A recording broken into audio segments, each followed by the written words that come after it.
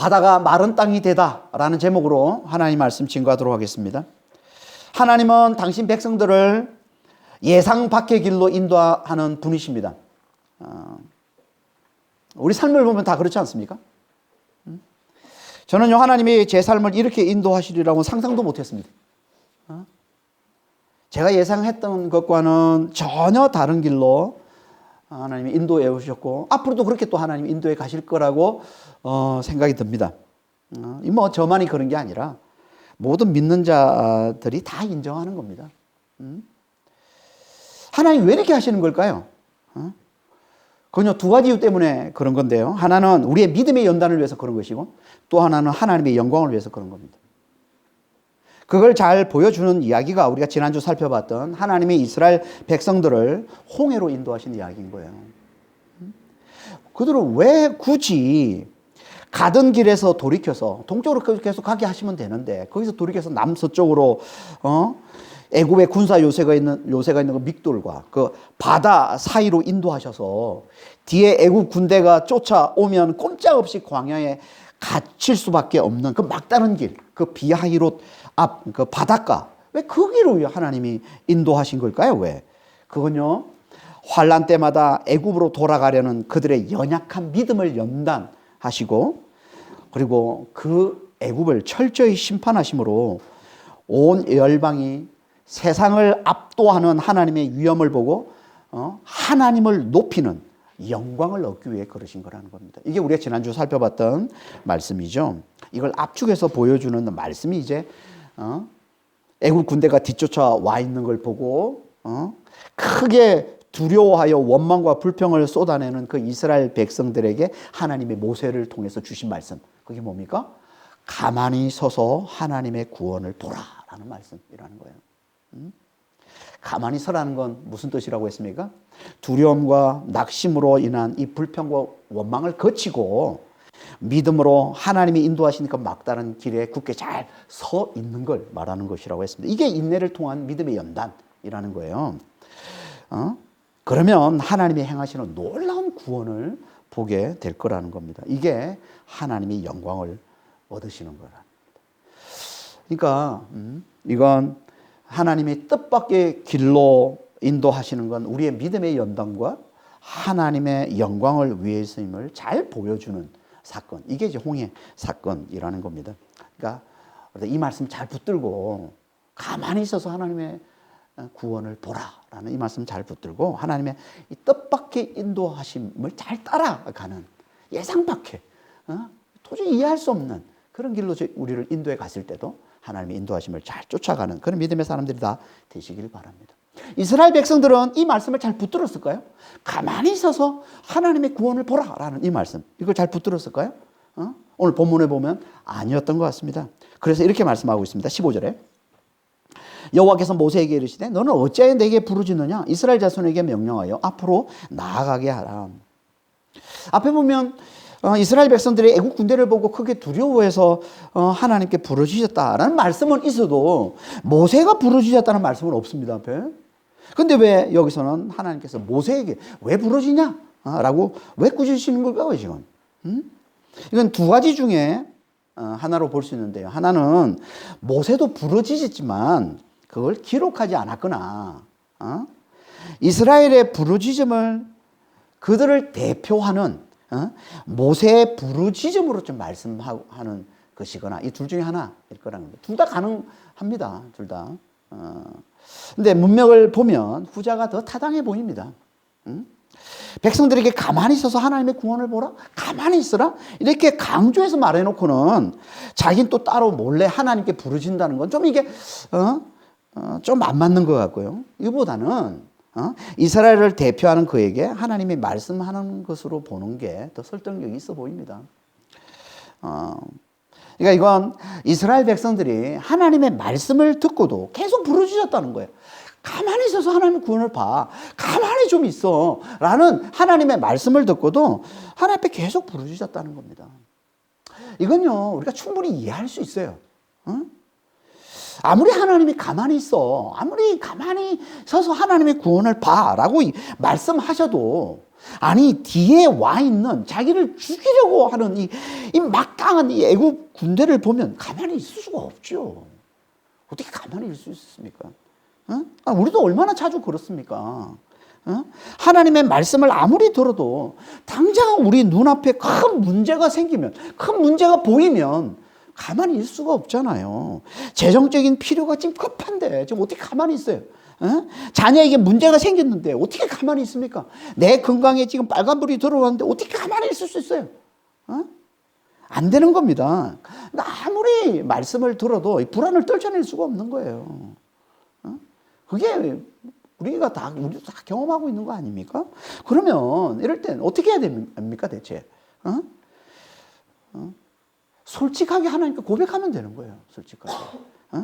하나님을 믿지만 문제를 보면, 우리 눈앞에 지금 문제가 보이면 가만히 있을 수가 없습니다. 두려움으로 떨 수밖에 없습니다. 하나님 도와주세요. 솔직하게 고백하면 되는 거예요. 그래서 마가복음 9장에 보면 귀신 들린 아들을 예수께 데려온 아버지가 예수님께 이렇게 모순돼 보이는 말을 하는 거예요. 마가복음 9장 22절 24절입니다. 귀신이 그를 죽이려고 불과 물에 자주 던졌나이다. 그러나 무엇을 하실 수 있거든 우리를 불쌍히 여기사 도와주옵소서. 예수께서 이르시되 할 수 있거든이 무슨 말이냐. 믿는 자에게는 능히 하지 못할 일이 없느니라 하시니 곧 그 아이의 아버지가 소리를 질러 이르되 내가 믿나이다. 나의 믿음 없는 것을 도와주소서. 아니, 믿는다고 그래놓고 또 믿음이 없다는 걸 또 무슨 말이에요? 그러니까 이건 이런 말인 거예요. 예수님의 말씀을 들을 때는 믿음이 있지만 아들이 귀신 들린 걸 보면 막 불에도 던져지고 막 물에도 던져지고 하는 이런 귀신 들린 걸 볼 때는 믿음이 사라진다는 거예요. 그러니까 예수님을 볼 때는 믿음이 있지만 아들에게 닥친 문제를 볼 때는 믿음이 없다는 거예요. 그런 상황에서도 믿음이 있도록, 다시 말해서 어떤 상황에서도 예수를 굳게 잘 믿을 수 있도록 도와달라. 이 말은 어떤 상황에서도 그 상황을 다스리고 계신 예수를 깨뜨려 볼 수 있도록 도와주세요. 예수님을 보면 믿는데 문제를 보고 있으면 이제 믿음이 사라지니까 주님 어떤 상황에서도 내가 예수를 깨뜨려 볼 수 있는 믿음이 있도록 도와주세요. 이런 얘기인 거죠. 이게 믿음이 연단된 성숙한 믿음인 겁니다. 그러니까 아이의 아버지는 지금 자신의 믿음의 연약함을 고백하면서 믿음이 성숙하게 해달라고 요청하고 있는 거예요, 지금. 하나님이 이걸 귀하게 여기시는 거예요. 그래서 예수님이 이 말을 듣고 그 아들을 고쳐주시죠. 그러니까 우리도 문제 앞에만 서면 나약해지는 이 믿음의 연약함을 솔직히 고백하고 어떤 상황에서도 그 상황을 다스리는 예수님을 깨뚫어 볼 수 있는 만유주 되시는, 만유의 주가 되시는. 그럼 하늘과 땅을 다스리신 분이 예수님이랬으면 있어요. 그러니까 그걸 알고, 지금 내게 문제가 있지만 그 문제 가운데도, 그 문제도 능히 다스리시는, 그 예수님을 깨뚫어 볼 수 있는 성숙한 믿음이 있게 해달라고, 기도해야 되는 겁니다. 이렇게 문제가 아니라 믿음에 초점을 맞춘 기도, 이게 예수님이 기뻐하시는 기도예요. 문제가 아니라 믿음에 초점을 맞춘 기도. 그럼 예수님이 그 기도에 응답하셔서 우리를 구원해 주심으로, 다시 말해서 그 상황을 다스리는 분이 당신이심을 드러내 보여주심으로 우리를 모든 상황에서 예수를 꿰뚫어 보는 믿음이 성숙한 자가 되게 해주신다는 거예요. 그러니까 우리도 기도할 때 이런 모순된 말을 하나님 앞에 잘 기도하시길 바랍니다. 믿지만 제가 문제만 보면 넘어집니다. 문제만 보면 두렵습니다. 그러니까 저희 믿음 없는 걸 도와주세요. 이렇게 하나님 앞에 잘 기도하시는, 믿음에 초점을 맞춰서 잘 기도하시는 그런 믿음의 사람이 되시길 바랍니다. 하지만 우리 하나님은요, 우리가 믿음이 너무나 연약해서 문제만 초점을 맞춰서 기도한다 할지라도, 다시 말해서 이 환난의 두려움으로 하나님께 불을 짓기만 한다고 해도 우리 하나님 우리를 구원해 주십니다. 왜 그렇습니까? 우리 하나님은요, 상한 갈대를 꺾지 아니하시고 꺼져가는 심지를 끄지 아니하시는, 다시 말해서 우리가 아무리 연약해도 우리를 절대 포기하지 않으시는 긍휼과 사랑이 너무나 많으신 하나님이시기 때문에 그렇습니다. 그러니까 우리 하나님은 우리가 아무리 연약해도 절대 우리 포기하지 않습니다. 우리가 연약하면 그 연약한 대로 거기에 맞춰서 우리의 믿음을 연단하시고 우리를 인도해 가시는 분, 마침내 우리를 구원으로 이끌어 가시는 분, 그분이 우리 하나님이신 거예요. 그러니까 우리는 아무리 믿음이 연약해도 절대 믿음을 내려놓으면 안 되는 거예요. 내려놓으면 안 되는 거예요. 그래서 오늘 본문에서도 이스라엘 백성들이 문제에만 초점을 맞춰서 하나님께 부르짖기만 하는데도 하나님께서 그들의 연약함에 맞춰서 그들의 믿음을 연단하시고 그들을 구원해주고 계신 겁니다. 그래서 왜 부르짖느냐? 이렇게 꾸짖고는 이스라엘 자손들에게 명령해서 앞으로 나아가게 하라라고 말씀하고 있는 거예요. 앞으로 나아가게 하라. 앞으로 나아가다라는 이 말은요, 장막을 거두다, 떠나다, 출발하다 이런 뜻인데요. 지금 어디 있습니까? 바닷가에, 바다예요. 지금 앞으로 나가면 어디? 바다예요. 그러니까 지금 바다로 가라는 거예요. 바다로 출발해라 이런 말인데요. 이건 당연히 믿음이 요구되는 거죠. 그러니까 이 말은 부르짖지만 말고 믿음을 보이라 이런 말이에요. 부르짖지만 말고 믿음을 보이라 이런 말이에요. 이게 그들의 연약함에 맞춰서 하나님께서 그들의 믿음을 연단하고 계심을 보여주고 있는 거예요. 그렇게 그들에게 믿음을 보이라라고 말씀을 하시고는 모세에게 이렇게 말씀합니다. 16절. 지팡이를 들고 손을 바다 위로 내밀어 그것이 갈라지게 하라. 이스라엘 자손이 바다 가운데서 마른 땅으로 행하리라. 이는 이제 하나님께서 이스라엘 백성들을 어떻게 구원하는지를 말씀해 주고 계신데요. 어떻게 구원한다고 하십니까? 바다가 마른 땅이 되게 해서 그 마른 땅 위를 건너가게 하심으로 하나님께서 이스라엘 백성을 구원해 주신다는 거예요. 이스라엘 백성들은 하나님께서 자신들을 이렇게 구원해 주시리라고는 상상도 못했을 겁니다. 장막을 거두고 그것을 떠나 바다를 향해 출발해라. 이 말씀이 그들에게 떨어졌을 때 아마 그들은 더 큰 두려움에 아마 휩싸였을 거예요. 절망했을 거예요. 다 우리를 죽이려고 그러는구나. 아니 바다로 들어가는 말은 곧 죽으라는 얘기잖아요. 그들에게 지금. 그렇잖아요. 바다는 곧 죽음인 겁니다. 특히 또 고대 당시에는요, 바다는 항상 죽음을 상징했던 곳이에요. 성경에서도 자주 바다를 어떤 곳이라고 얘기합니까? 심판과 죽음의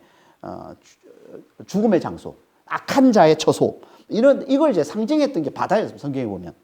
그래서 성경에 자주 이제 사단을 상징하는 이 바다 괴물이 괴물이 사는 곳을 바다라고, 사단을 상징하는 거. 그리고 하나님을 대적하고 교회를 핍박하는 짐승이 어디서 나와요? 바다에서 나오잖아요. 요한계시록 13장에 보면 바다에서 짐승들이 나옵니다.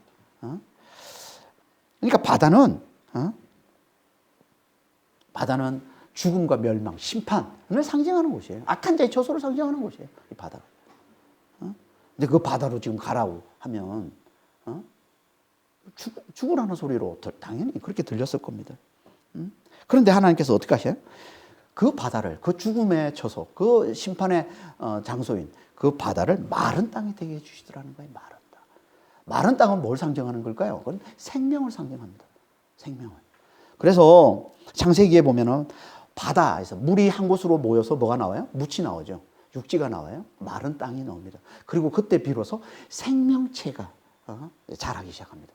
식물이 자라기 시작합니다. 마른 땅. 그리고 노아의 홍수 때도 마찬가지입니다. 노아의 홍수 때도 홍수가 다 물러가고 나서 마른 땅이 되자 비로소 생명체가 살기 시작하더라라고 말씀을 하고 있습니다. 그러니까 마른 땅은 생명을 상징하는 거예요. 바다는 죽음을 상징하고 마른 땅은 생명을 상징하는 거죠.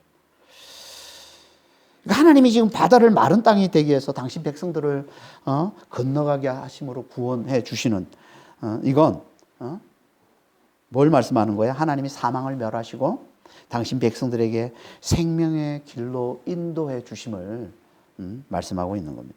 이걸 신약으로 하면 뭐예요? 하나님께서 사망의 세력을 잡은 자 마귀를 멸하시고 그 마귀에 사로잡혀 살던 당신 백성들에게 하나님이 당신의 생명을 주셔서 구원해 주심을 말씀하고 있는 거예요. 이걸 놀라운 표적으로 나타내 보여주는 거예요. 이게 홍해를 가르고 바다가 마른 땅이 되게 하셔서 당신 백성들을 구원해 주시는 홍해 사건인 겁니다. 그래서 이 홍해 사건을 이스라엘 백성들이 바다를 건너가는 이 홍해 사건을 신약에서 뭐라고 얘기하냐면 세례다 이렇게 얘기하고 있네요. 세례. 고린도전서 10장 1절 2절입니다. 우리 조상들이 다 구름 아래에 있고 바다 가운데로 지나며 모세에게 속하여 다 구름과 바다에서 세례를 받고 바다를 가르고 바다가 마른 땅이 되어서 건너가는 이게 뭐라고요? 세례 받은 거라는 거예요. 세례. 세례가 뭐예요? 세례. 십자가에 달려 죽으신 예수와 함께 내가 죽음으로 나를 지배하던 죄의 몸, 곧 이 죄의 영, 약한 영이 멸해지고 이제 부활하신 예수와 함께 성령으로 사는 새 생명으로 사는 자가 됐음을 우리가 받아들이고 믿음으로 받아들이고 그걸 온몸으로 고백하는 이 세례잖아요. 그러니까 세례는 내가 예수와 함께 죽었고 예수와 함께 다시 살아났음을 나타내는 이게 세례란 말이에요. 이걸 히브리서 10장 20절에서는 이렇게 말씀하고 있습니다. 그 길은 우리를 위하여 휘장 가운데로 열어놓으신 새로운 살 길이요 휘장은 곧 그의 육체니라. 휘장을 찢으심으로 다시 말해서 예수님께서 죽으심으로 이 육체 예수의 이 육체가 죽음으로 말미암아 우리에게 새로운 살 길이 열렸다는 거예요. 그러니까 홍해 사건은 이걸 나타내 보여주는 거라는 거예요. 바다가 갈라지고 바다가 마른 땅이 되게 하셔서 하나님께서 당신 백성들을 구원해 주시는 이건 예수 안에서 예수의 그 십자가와 부활로 우리를 구원해 주심을 놀라운 표적으로 나타내 보여주는 거예요. 이게 홍해 사건인 겁니다. 물론 당연히 홍해 사건 당연히 있었던 거예요. 실제 사건 일어난 일이지만 그걸 표적으로, 그걸 마치 모형으로. 실상은 예수 안에서 우리를 구원해 주시는 이야기를 역사 안에서 한 사건으로 나타내 보여주고 있는 게 이게 홍해 사건이란 말이에요. 그러니까 우리가 예수를 믿고 구원받은 게 바다를 마른 땅이 되게 하셔서 우리를 구원해 주신 것과 같은, 아니 그보다 훨씬 더 큰 하나님의 놀라운 능력으로 우리를 구원해 주신 엄청난 구원임을 우리가 잘 깨달아야 되는 거예요. 그러니까 하나님이 예수 안에서 우리를 구원해 주신 이게 엄청난 사건인데 바다를 마른 땅이 되게 하셔서 구원해 주신 것 같은 엄청난 구원 사건인데 그런데도 우리는 이걸 제대로 알아보지를 못하고 계속 하나님 앞에 왜 우리에게 능력을 나타내 주지 않냐고. 하나님께서 그렇게 놀라운 능력을 행하시는 분이신데 왜 제게는 능력을 나타내 주지 않냐고 하나님 앞에 우리가 원망하고 불평할 때가 얼마나 많습니까? 그러면 안 된다는 거예요. 얼마나 많은 사람들이 예수의 십자가 부활로 우리에게 가져다 주신 이 엄청난 이 구원을 이게 진짜 놀라운 구원임을 제대로 알아보지를 못하고 계속 하나님 앞에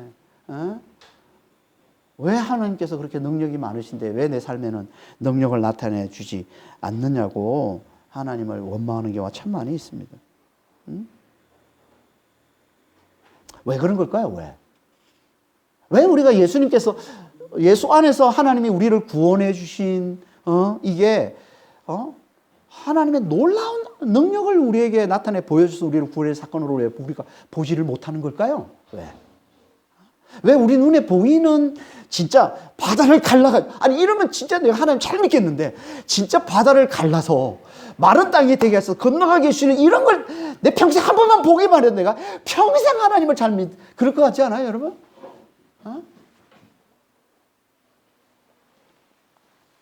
근데 왜 그렇게 안 보여주냐 말이에요, 그런 걸. 보여주면 잘 믿을 것 같은데. 근데 하나님 안 보여주세요. 왜? 그거는 믿음이 아니기 때문에 그렇습니다. 왜 우리가 그런 걸 자꾸 붙들고, 왜 신기한 능력, 신기한 표적, 왜 이런 것들을 우리가 자꾸 구하냐면요. 그만큼 우리가 육체에 민감하기 때문에 그렇습니다. 피부에 와닿는 이 체험을 중요시하기 때문에 그런 거예요. 여러분, 이건 믿음이 아니에요.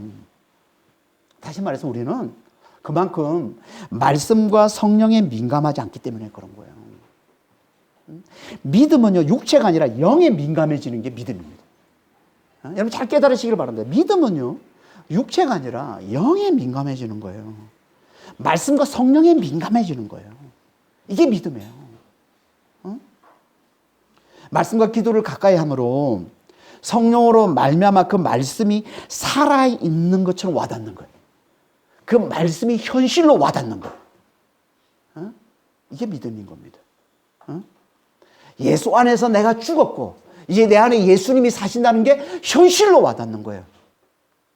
살아있는 것처럼 와닿는 거예요. 성령으로 말미암아. 여러분 이게 믿음이에요.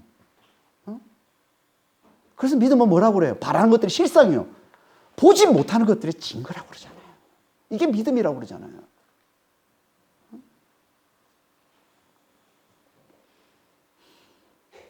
그러니까 우리는 말씀을 가까이 함으로 성령과 이 말씀과 성령에 민감해져야 성령으로 말미암아 말씀이 살아있는 것처럼 우리에게 와닿아야 현실로 우리에게 와닿아야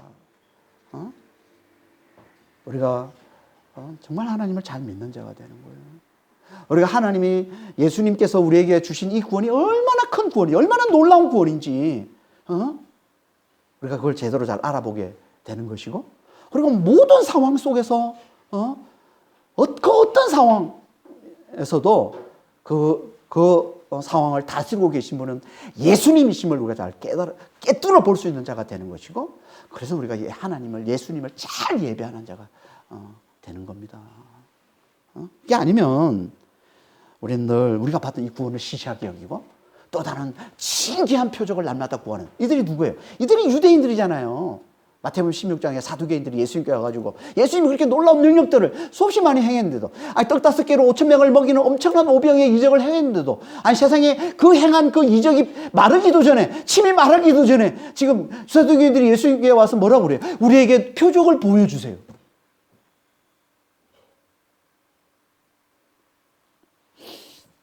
그러니까 우리는 정말 말씀과 성령에 민감하지 않으면 우리가 받은 이 엄청난 구원을 시시하게 여기고 계속 우리 눈에 보이는 우리 육체를 즐겁게 만들어주는 우리 눈을 즐겁게 해주는 그 신기한 능력과 신기한 표적들만 구하고 다니는 그런 어리석은 유대인처럼 되고 마는 겁니다. 이건 믿음이 아니라는 거예요.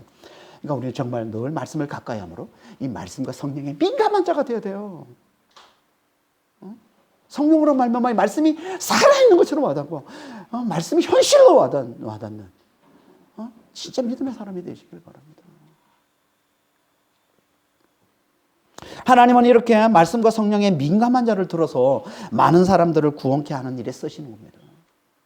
그래서 하나님의 모세의 지팡이로 이스라엘을 구원케 하시는 거예요. 모세의 지팡이로 하나님께서 16절 앞부분에 뭐라고 얘기하고 있습니까? 지팡이를 들고 손을 바다 위로 내밀어 그걸 갈라지게 하라.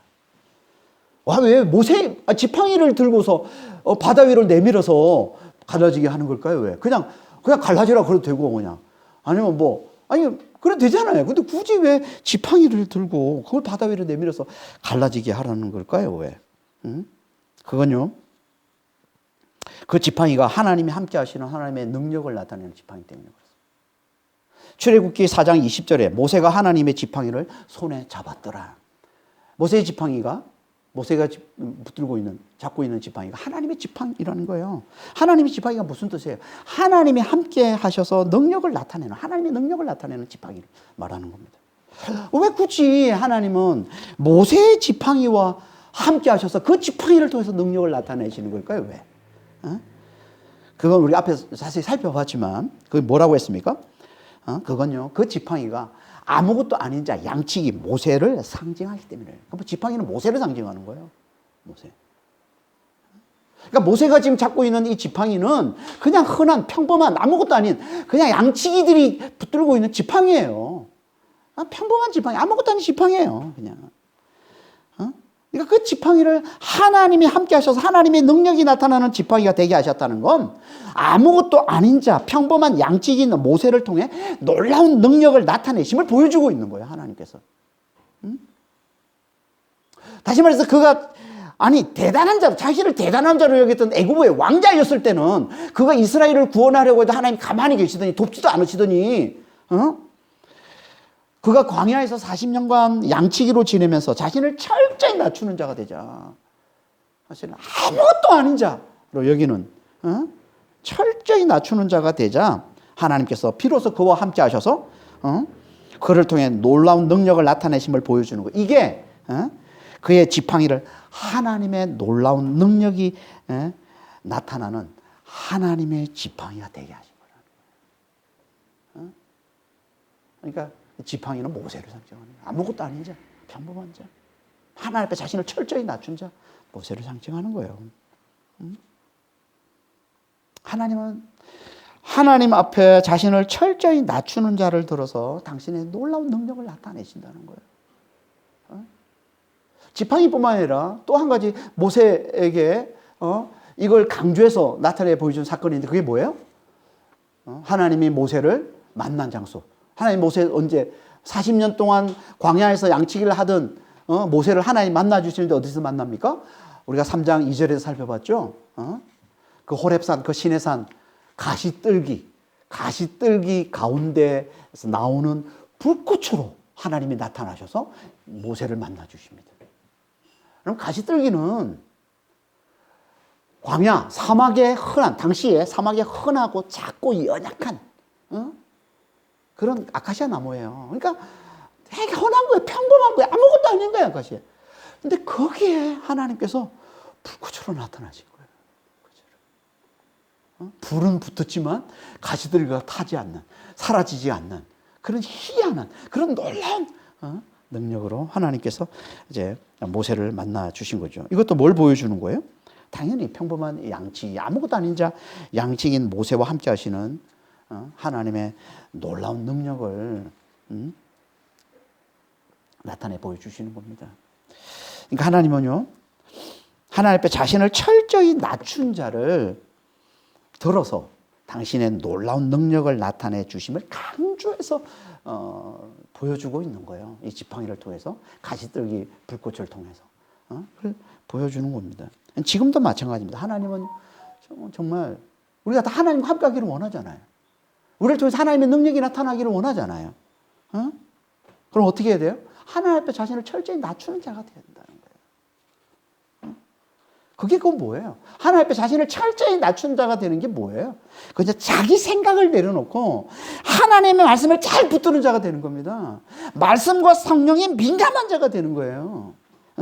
그에게 하나님은 놀라운 능력으로 함께 해주신다는 거예요. 그래서 예수님이 바울에게 그런 거잖아요. 고린도서 12장 9절에 우리가 너무나 잘 아는 유명한 말씀이죠. 내 은혜가 내게 족하도다. 이는 내 능력이 약한 데서 온전해짐이라. 내 능력은 약한 데서 온전해지는 거야. 그랬더니 바울이 뭐라고 얘기합니까? 10절에, 그 밑에 10절에 내가 그리스도를 위하여 약한 것들을 기뻐하노니 이는 내가 약한 그때 강함이라. 우리가 약한 자, 하나님 없이는, 하나님의 은혜 없이, 하나님의 능력 없이는 우리가 아무것도 아닌 자, 우리가 너무나 연약한 점을 잘 깨달을 때 하나님께서 당신의 그 온전한 능력을 우리를 통해서 드러내 보여주신다는 거예요. 이걸 바울이 깨닫는 거예요. 그러니까 약한 게 좋다는 거예요, 바울은. 약한 그때 강함이라. 이게 곧 뭐예요? 이게 곧 오늘 본문에서 말씀하고 있는 평범한 지팡이. 아무것도 아닌 이 지팡이, 이 양치, 이 평범한 흔한 이 지팡이를 들어서 하나님이 놀라운 능력을 나타내십니다. 모세를 들어서, 양치 아무것도 아닌 자 모세를 들어서 하나님께서 놀라운 능력으로 함께 해주시고 나타내 주시는 거예요. 이걸 보여주고 있는 거죠. 지금도 마찬가지. 하나님, 우리가 정말 하나님 앞에 철저히 잘 낮추는 자가 되시길 바랍니다. 하나님 없이는 아무것도 아닌 자를 잘 깨닫는 자가 되시길 바랍니다. 그래서 하나님만을 간절히 찾고 간절히 의지하는 자가 좀 되시기를 바랍니다. 하나님 말씀을 잘 붙드는 자가 되시길 바랍니다. 자기 생각을 내려놓고 정말 말씀을 잘 붙들고 말씀과 성령에 민감한 자가 되시기를 바랍니다. 그럼 하나님은 우리를 들어서 이 복음의 놀라운 능력으로 많은 사람을 구원케 하는 일에 하나님께서 우리를 사용하시는 거예요. 그런 우리를 들어서. 이렇게 하나님은 놀라운 능력으로 당신 백성들을 구원해 주시는데요. 이 구원은 곧 이 하나님 백성들, 이스라엘의 대적들에게는 그 뭐가 됩니까? 멸망이 되죠. 그래서 17, 18절에 이렇게 말씀하고 있는 거예요. 내가 애굽 사람들의 마음을 완악하게 할 것인지요. 그들의 그 뒤를 따라 들어갈 것이라. 내가 바로와 그의 모든 군대와 그의 병거와 마병으로 말미암아 영광을 얻으리니 내가 바로와 그의 병거와 마병으로 말미암아 영광을 얻을 때에야 애굽 사람들이 나를 여호와인 줄 알리라 하더니, 하나님이 그렇게 놀라운 능력으로 이스라엘을 이제 도와 구원해 주시는데, 아니 그걸 보면 야, 그 뒤에 돕는 자가 있구나. 와, 엄청난 능력으로 그들을 지키고 돌봐주고 하는 자가 있구나. 라는 생각을 할 것 같은데, 우리 같으면. 그래서 이스라엘을 따라가기가, 뒤쫓아가기가 겁날 것 같은데, 애국 군대는 아니라는 거예요. 그걸 보고도 그들을 뒤따라 바다로 들어가더라는 거예요. 왜요? 그들이 왜 그렇게 한다고요? 하나님 그들의 마음을 완악하게 하셨거든요. 이 말이 무슨 뜻이라고 했습니까? 그들이 계속 완악하니까 하나님께서 그들을 내버려 두셨다는 뜻이라고 그랬죠. 하나님이 내버려 두시면요, 절대 완악함을 이겨낼 수 없습니다. 그러니까 하나님은 우리가 계속 완악하면, 하나님 계속 말씀하시는데도 계속 완악하게 거부하고 하면요, 하나님이 내버려 두세요. 내버려 두시면 우리는 절대 그 완악함을 이겨낼 수가 없어요. 그러니까 내버려 두시기 전에 빨리 완악함을 돌이켜야 되는 것이지, 계속, 아니면 계속 그렇게 완악해지다 더 완악해져서 결국 어떻게 돼요? 멸망당하고 만다는 거예요.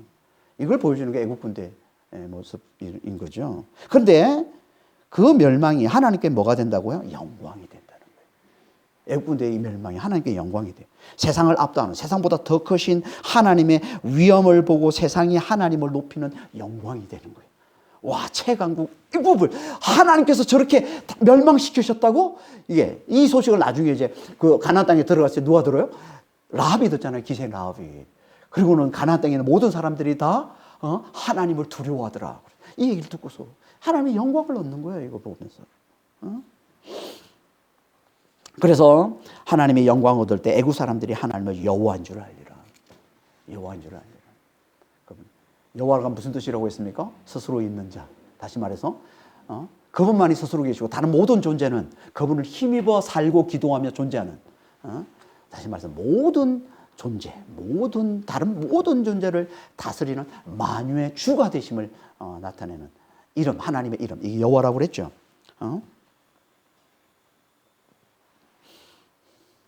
만유의 주가 되셔서 당신 백성들을 반드시 구원해내시는 분, 여호와로 알아본다는 거예요. 그때 비로소. 우리는 절대 심판을 통해서 하나님을 여호와로 아는 그런 어리석은 자가 되면 안 되는 겁니다.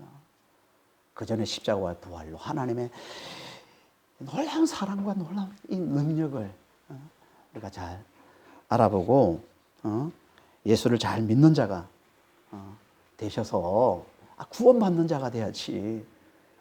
끝까지 완악하다가 이렇게 애굽 군대처럼 심판을 통해 하나님 여호와라는 그런 어리석은 되시면 안 됩니다.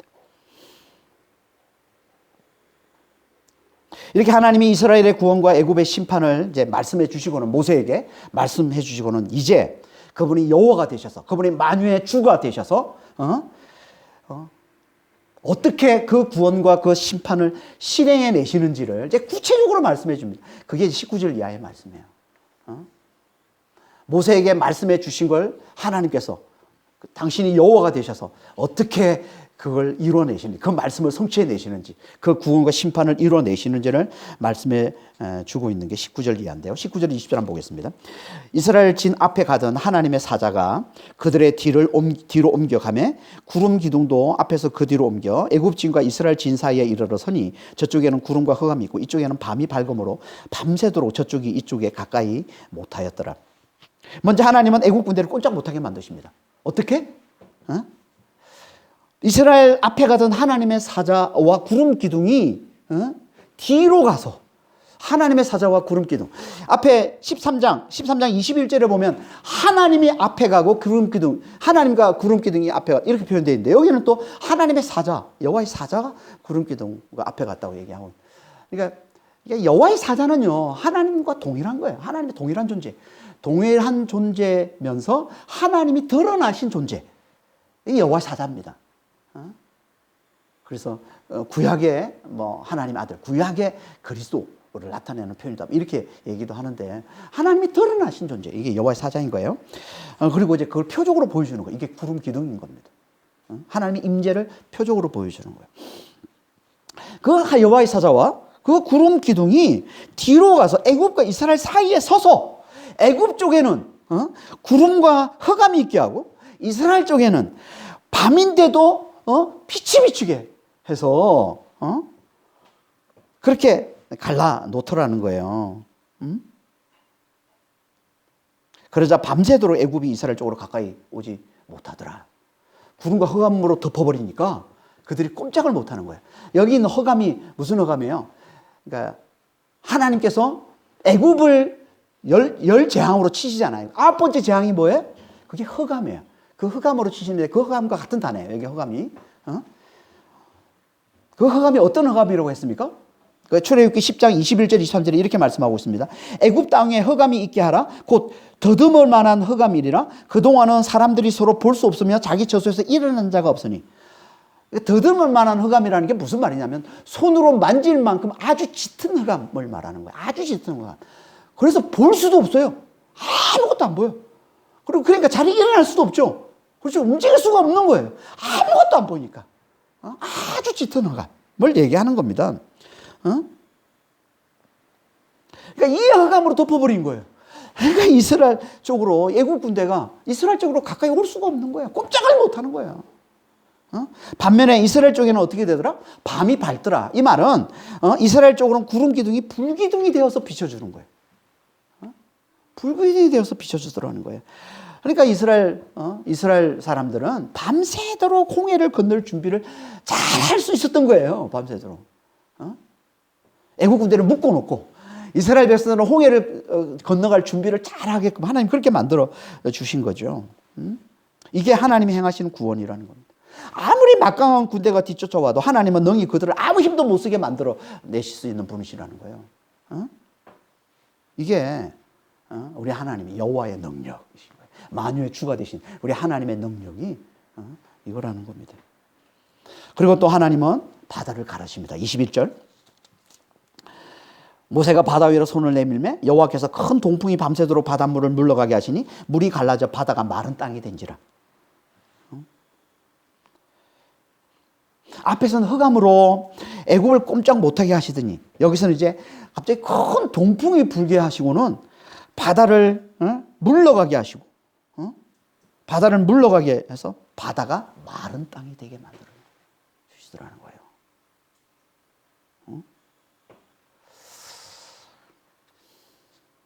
그러니까 하나님은 필요하면 흑암을 들어서 쓰시고 필요하면 바람을 불게 하셔서 큰 동풍을 불게 하셔서라도 하나님은 얼마든지 당신 백성들을 구원해낼 수 있는 하나님이심을 보여주고 있는 거죠. 이분이 누구라고요? 여호와 하나님, 만유의 주가 되신 하나님이죠.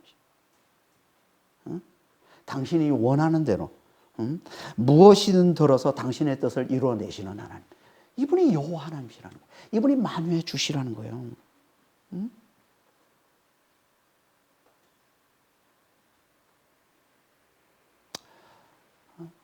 그러니까 우리 하나님은 어떤 상황에서 우리를 능히 구원해 줄 수 있는 하나님이신 거예요. 어떤 상황에서도.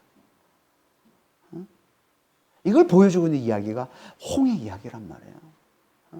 흑암을 보내서 애국 군대를, 그 막강한 애국 군대를 아무 힘도 못 쓰게, 손 안을 까딱하지 못하게 만들어버렸어요. 한순간에. 아니, 생각해보세요. 그 막강한 군대가, 세계 최고를 자랑하는 그 애국 군대가 아무 힘도 못 쓰게 만들어버리잖아. 흑암으로 덮어버리니까, 한순간에. 그리고 그 바다가, 아니, 세상에, 바다를 어떻게, 하나님께서 큰 동풍을 가져오시더니 그 동풍으로 바다를 물러가게 하시고 마른 땅이 되게 만들어버리시죠. 하나님의 만유의 주 되시면 하나님이 모든 걸, 세상의 모든 걸 다 동원해서라도 당신의 뜻을 이루시는 만유의 주 여호와이심을 잘 보여주는 이야기 아닙니까, 이게? 우리 다음 시간에도 다시 나누겠지만, 이분이 여호와이심을 가장 잘 드러내고 있는 이야기가 이게 바다가 마른 땅이 되는 이야기인 거예요. 이걸 신약으로 하면 뭐예요? 예수 안에서 우리를 예수의 십자가 부활로, 죽음과 부활로 우리를 살려내시는, 우리를 구원해주시는 이야기인 거예요.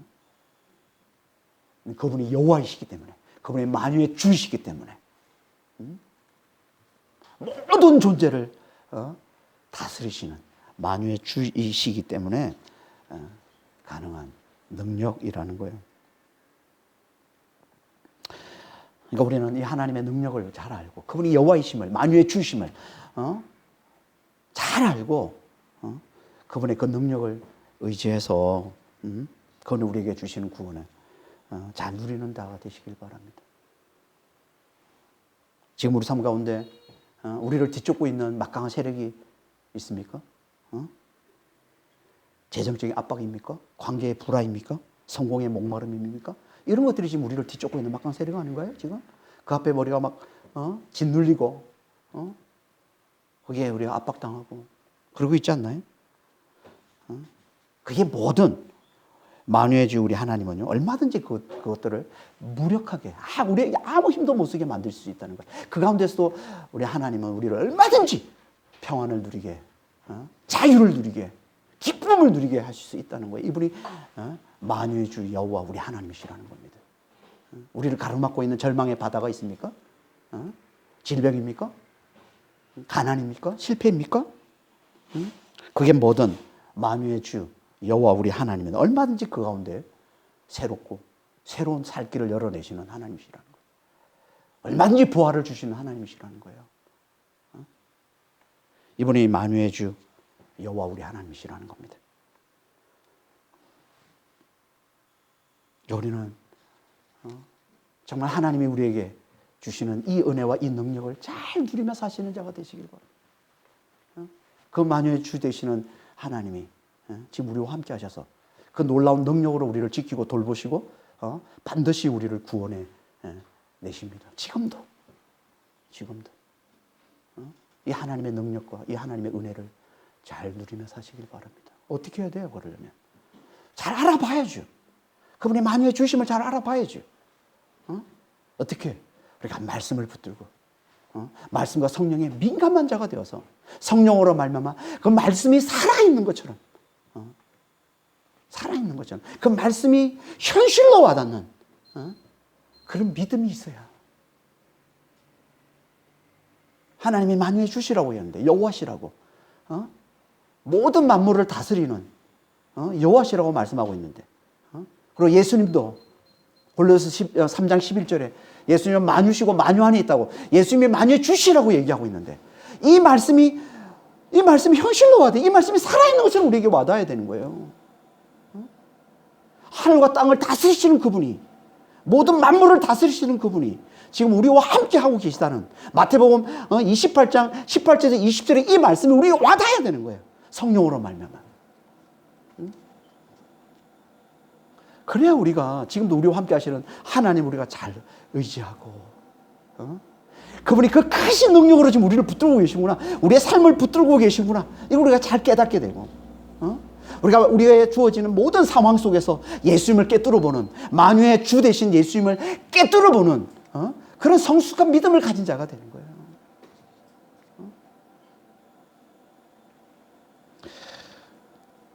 그런 우리에게 하나님은 반드시 그 어떤 상황에서도 반드시 우리를 구원해내십니다. 뭘 동원해서도, 흑암을 동원해서라도, 큰 동풍을 불게 해서 어떤 식으로든 우리 하나님 반드시 우리를 구원해내십니다. 어떻게? 먼저 우리의 믿음을 연단하시고 나서 반드시 우리를 구원해내십니다. 그러니까 우리는 말씀을 잘 붙들고 말씀과 성령에 민감한 자가 되어서 성령으로 말미암아 말씀이 살아있는, 말씀이 현실로 와닿는 이 믿음을 잘 배우고 잘 연단받으시길 바랍니다. 그래서 모든 상황 속에서 예수님을 꿰뚫어 보시는, 어떤 문제 앞에, 여러분 앞에 지금 어떤 문제가 있어요? 우리 삶 가운데 문제가 많잖아요. 지금 당장 우리 교회가 지금 얼마나 문제가 많아요. 근데 이런 문제에도 예수님이 다스리고 계시다는, 만유의 주가 되신, 아니 그분은 모든 존재 속에 계시다면서요. 모든 것 안에 계시다면서요. 골로새 3장 11절 말씀에 그리스도는 만유시고 만유 안에 계시느니라. 아니 모든 것 속에 예수님이 계시다면서요. 그분이 다스리고 계시다면서요. 그럼 여기도 어떤 큰 문제에 우리가 부딪혔다 할 때 거기도 예수님이 다스리고 계신 거예요. 그분을 깨뜨려 볼 줄 알아야 우리가 끝까지 그분을 믿고 그분을 의지하고 그분을 붙들고 그래서 마침내 우리에게 구원을 가져다 주시는 우리의 소망을 이루어 주시는 놀라운 하나님의 능력을 누리며 살게 되는 겁니다. 그런 믿음의 성도들이 다 되시길 예수님을 축원합니다. 기도하겠습니다. 하나님 아버지, 정말 우리는 말씀과 성령의 민감한 자가 될 수 있도록 정말 말씀을 잘 붙들므로 말씀의 성령의 민감한 자가 될 수 있도록 주여 저희를 축복하여 주시옵소서. 성령으로 말미암아 정말 말씀이 현실이 되고 말씀이 살아있는 것처럼 우리에게 와닿는 아버지 하나님 이런 믿음이 우리에게 있기를 원합니다. 그래야 하나님 우리에게 베푸신 이 구원이 십자가와 부활로 우리에게 가져주신 이 구원이 얼마나 놀라운 구원인 줄 우리가 깨닫고 아버지 하나님 우리에게 주어진 모든 문제 가운데서도 아버지와 그 문제를 그 상황을 다스리고 계신 분은 예수님을 우리가 잘 알아보고 그걸 깨뚫어보고 아버지 하나님 그분만을 굳게 잘 붙들므로 아버지 하나님 마침내 예수님께서 만유의 주가 되신 예수님께서 우리에게 가져다 주시는 놀라운 구원을 아버지 우리가 누리며 살아갈 수 있습니다. 정말 그런 믿음의 사람들이 다 될 수 있도록 저희를 축복해 주시고 주님 인도하여 주시옵소서. 감사하며 우리 주 예수 그리스도로 기도합니다. 아멘.